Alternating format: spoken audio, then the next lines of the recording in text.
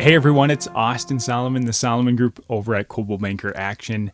Doing a quick episode of the Real Wausau Real Estate Show. Today we're joined by Jeff Newman from Newman Home Inspections. Jeff, thanks for joining us. Hi, Austin. So today we're talking a little bit about what a home inspection is. Glad to have Jeff in the studio. Jeff does a lot of my home inspections, is a great home inspector in the area. Jeff, tell us a little bit about yourself, your business, and your story. Oh, wow. It goes back a long ways. You know, I was in corporate America for many, many years and always in business management, facilities management, maintenance management. So I'm no stranger to homes. Mm-hmm. My schooling is in residential design, so, that goes way back. Mm-hmm. I guess, when I got sick of corporate America, I just decided, hey, I'm going to get out of this. It's going to kill me. So yep. I wanted to start a business as a caveat towards retirement. Mm-hmm. And I wanted to use the years of experience that I have, in buildings and business management to try and help people. Mm-hmm. Home inspection is great because when you've got a first-time home buyer, I like to help them through the whole process and introduce them to their house. Yeah. So my experience goes way back there. Yeah, that's fantastic. That's one of the things I like about Jeff is that a home inspection is really, it's not you just going to nitpick a house, right? It's more about you introducing the home to the buyer, letting them know, hey, here's the full condition of the house. Here's the concerns that I have, right? Here's some of the pluses and here's some of the downsides, right? And while we're here, why don't I introduce you to the home? Let me tell you a little bit about what some important pieces are. Yeah, and people, especially first-time home buyers, they don't know what they don't know. Yep. And I try and help them through the process and introduce them to their house. When you walk into a house on the first day, you're in foreign territory. Right. And you want to be able to know how to turn on the water, how to set the temperature on your water heater. Yeah. Where your thermostat is, how your furnace works, how does it vent. Right. All of these things I go through with the buyer Yep. to try and introduce them to their house. Yep. Absolutely.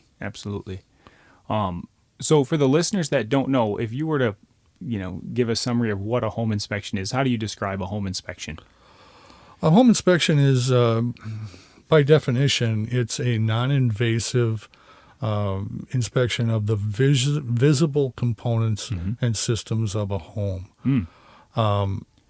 You look at a home inspector, the name of my business is Newman Home Inspections, not Superman Home Inspections. I can't see through walls. Right, yep. So if it's not visible, yeah. If I can't see it, I can't inspect it. Yep. The whole object is to observe and report. Yes, so yeah, absolutely. Yeah, and that's like Jeff had said, there's certain things, we call them latent defects, things that you can't see, right? Mm-hmm.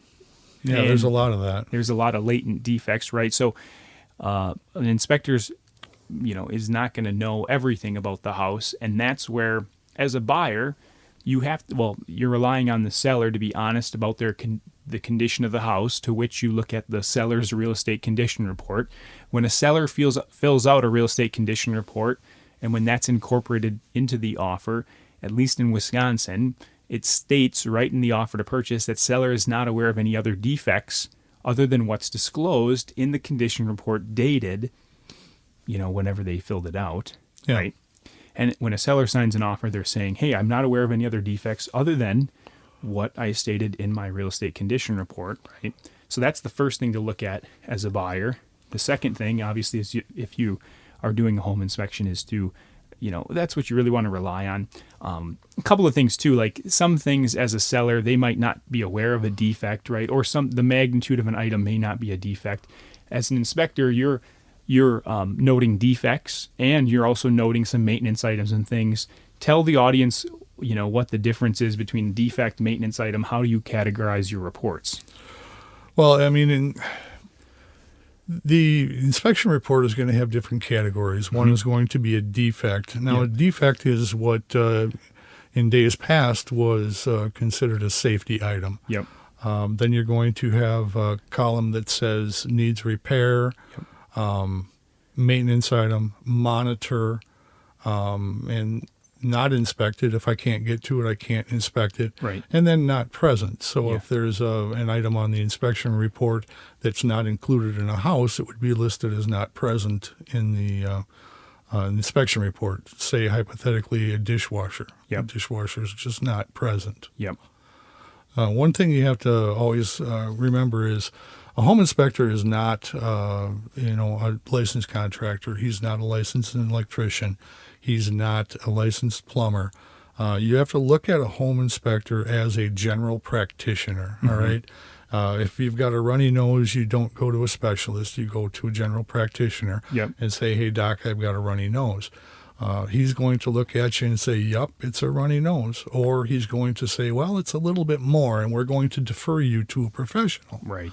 So that's where you would go to a specialist. Yep. Home inspectors do the same thing. So if I see something that is out of place or something wrong, I'm always going to defer to a specialist and expect that out of any home inspection. Right. Yep. So- So you might look at a roof and say, hey, looks like there may be some granule loss, right? Sure.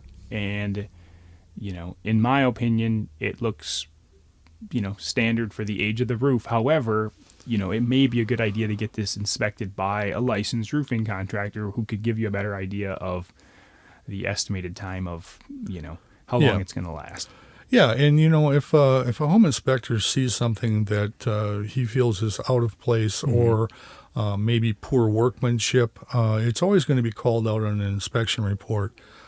So when we defer to a specialist, it's me not committing because I am not that professional. Right. But what I am doing is saying that it should be looked at Yep. and have a professional look at it. Right. Absolutely. Okay. Jeff, right now, a lot of buyers are waiving. We have a competitive marketplace, right? A lot of buyers are waiving home inspections. I would say, in my experience, probably 4 or 5 out of 10 times a home inspection is being waived because of the fact that when there's multiple offers on a home, a buyer knows that, well, if I can eliminate a home inspection, obviously that makes my offer more attractive to the seller, right? Right. What are your thoughts on that? Well, and again, we've had this conversation before. Yeah. Knowledge is power. Yep. And if you don't know what you're buying, you're really rolling the dice. Yep. So, when you buy a home, you're making probably the single largest purchase of your life. So not just because I'm a home inspector, but because I'm a very practical person, Yeah. why would you put yourself out there making the largest investment of your life without knowing as much as you can about that? Right. Laterally, if you are going to buy a car, you're going to do your research on buying a car. Yep. So do the same research. Right. Yeah, I always recommend getting a home inspection. In some instances, right, there's times where a buyer may have a family member that's a contractor that comes along during the home showing. Or if there's a house that's newer, that might be the one exception where you have a newer home where, hey, you might feel confident that it's pretty much a new house. It had been built in the last few years. That might be the one instance where, like, hey, you might feel more comfortable not doing a home inspection. But have you ever inspected any newer homes and found anything major? I have inspected several. Well, actually, I do a lot of new home inspections that have never been lived in. Okay. And what I'm looking for in those applications is mostly workmanship issues. Sure. Yep. Things that are forgotten, missing. So, you find heat registers that don't even have a hole cut out underneath them. I mean, strange things like that. Sure. So Yeah. I do find a lot of issues in brand new homes. Yeah. So, Yep. I mean, people, that's why they call them human beings. They Yeah. make mistakes. Yeah. And so, yes, it's very, very important to do a home inspection. Yeah, absolutely. Jeff, tell us a little bit about, like, if you're a buyer, right, and you're setting up a home inspection, how does that process go? How should a buyer pick a home inspector, right? What does that kind of look like? Okay, well, I guess what I would do is I would always talk to people. Yep. Get recommendations. Yep. Do a search on Google. Check out their reviews. Reviews on Facebook.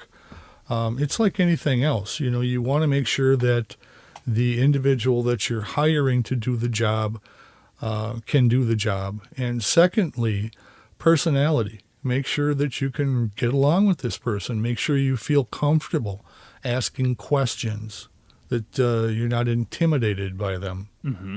Mm-hmm. So just be comfortable with the person that you choose. Right. Right. No, that's fantastic. And what about radon testing? What are your tell us about radon in the Wausau area? What is it?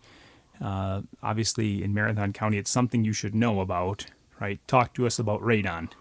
Okay, so radon is it's a natural occurring decay of uranium in the ground, and it has a signature that is radioactive. And as that gas comes up through the ground, it can get up into your basements. And radon by itself is not necessarily a problem. We all breathe the radon gas every day. When it's a concentration, that's when it's a problem. So if it concentrates in a basement and you have more than 4.0 picocuries per liter of air, that's kind of a strange measurement, but Right. it's what the EPA uses as a guideline. Yep. So we always want to have radon readings of 4.0 picocuries per liter of air or less Yep. for a healthy environment. I've seen houses in this area that test out at, in the 0.5 range all the way up into the 130s. 130s. Yeah. Basically at that level, I mean, you leave a bag of unpopped popcorn down there, and a couple hours later, she'll be popped. Yeah, you don't need any lights on in the basement. It kind of glows. No. We're just joking around, Yeah. everyone. It's not that crazy.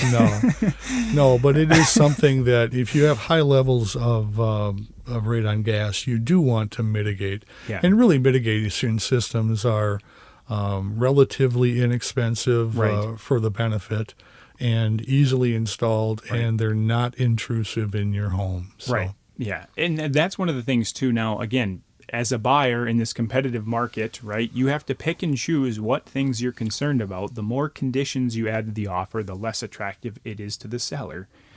And so you have to pick and choose what's most important to you. Because radon is something that's relatively easy to fix, right? Yeah. I mean, I've seen it. Obviously, Jeff's the one that says, hey, you got high radon, right? And then I'm typically the one that says, hey, here's how we're going to fix it, right? We'll get contact a specialist, and then they come in and they install a mitigation system, right?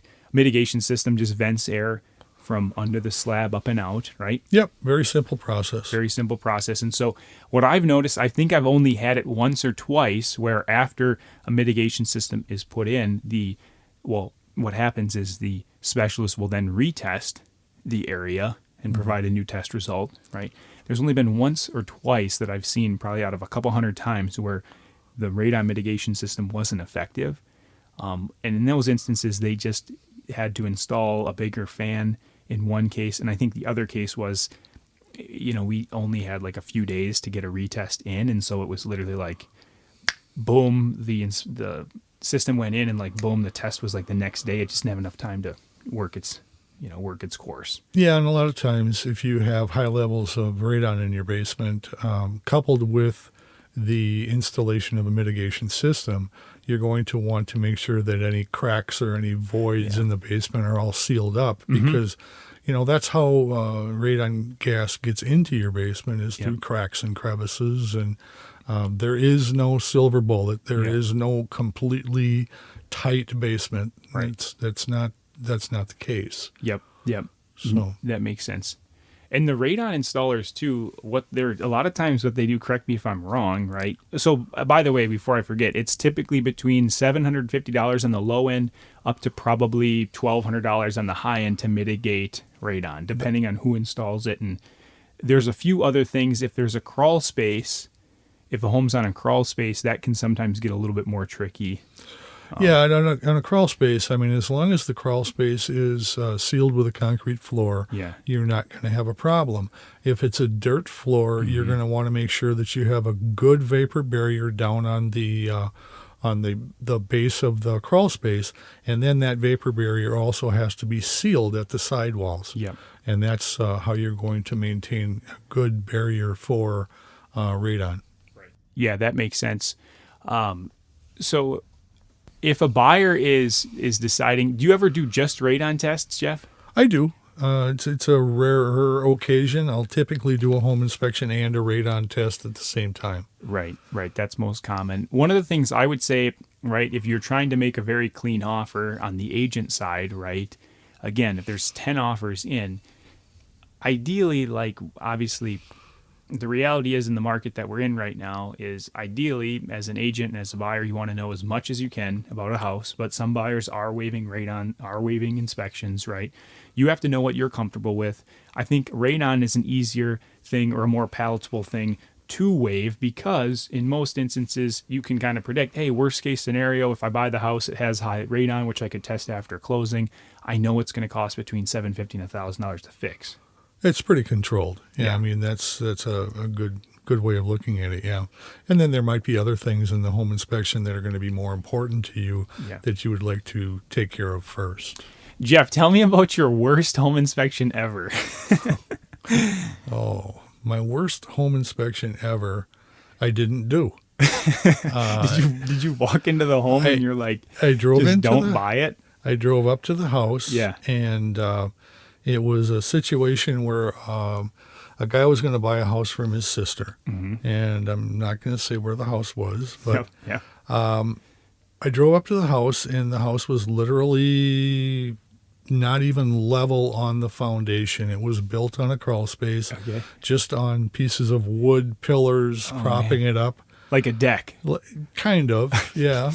There was a dog that was following me around. There was a hole in the closet floor that represented a crawl space underneath the house, which no human being could get into. Sure.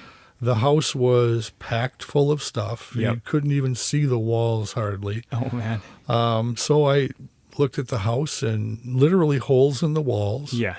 I went out to my truck and I called the client and said, hey, look, this house is not ready for inspection. Yeah. And I'm not going to do the inspection. And the guy, he thanked me for my honesty. Yeah. Yep. And he offered to pay for my trip out. And I said, no, I don't want your money. Sure. What I want you to take that money and talk to a contractor that's going to help you through some of these things. Right. You just looked at it and like, man, there's so many things here. And biggest thing, they just weren't ready for you. Yeah, and I didn't want to be disrespectful to the client, but, I felt it would be a waste of his money. Sure. You know. Okay, and last thing before you go, Jeff, is give us one piece of advice for a buyer and one piece of advice for a seller in regards to home inspections. For a buyer, be knowledgeable. Mm-hmm. Be as knowledgeable as you can. However you want to gain knowledge, if you're going to watch YouTube videos or whatever the case may be. Mm-hmm. But being knowledgeable as a buyer is the most important thing. Mm-hmm. All right. As a seller, just make sure you're ready for the inspection. Right. Make sure that the inspector can do his job and uninterrupted, because inspectors have a rhythm. Yep. And any time that your rhythm is broken, you have an opportunity to miss something. For sure. So make sure that the house is accessible and easily inspectable. We're going to do a follow-up episode devoted to prepping your home as a seller. So if you're listening to this and you want to get more info on how to prep your home as a seller, that episode is coming soon. Thanks, Jeff, so much for tuning into this week's episode of The Real. We'll include Jeff's contact information, so if you're buying a home and you want to talk to Jeff about setting up a home inspection, we'll include his contact information in the show notes. And as always, thanks so much for tuning into this week's episode of The Real. Thanks, Austin.